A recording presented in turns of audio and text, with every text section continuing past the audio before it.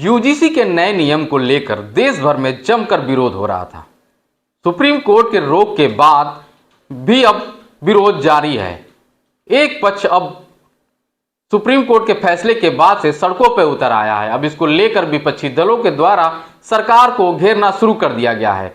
स्वामी प्रसाद मौर्य ने भाजपा सरकार पर बड़ा हमला बोला है। उन्होंने कहा है कि भाजपा सरकार एसटी, ओबीसी और एससी की आंखों में धूल झोंकने का काम की है।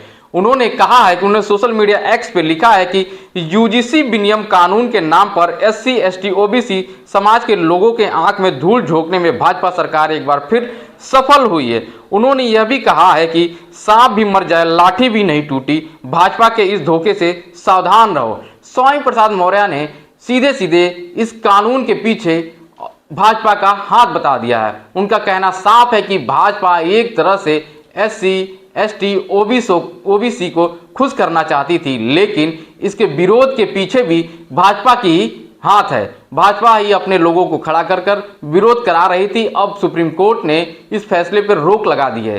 भाजपा पूरी तरीके से चुनाव को देखते हुए ये सारी चीजें करा रही थी। स्वामी प्रसाद मौर्य का इस तरह के आरोपों के बाद से कई तरह की और प्रतिक्रिया आ रही हैं। विपक्ष के नेता चंद्रशेखर की तरफ से भी ये बातें कही गई। उन्होंने कहा यूजीसी के नियम के हम समर्थन में थे, लेकिन अब सुप्रीम कोर्ट ने इस पर रोक लगा दी। उन्होंने यूजीसी के नियम का समर्थन किया था। इसके साथ ही रामगोपाल यादव समेत अन्य नेताओं ने भी यूजीसी का समर्थन किया था। अब देखना दिलचस्प होगा कि ये मामला कब थमता है या और ज्यादा तूल पकड़ता है। हालांकि इसमें 19 मार्च को अगली सुनवाई है।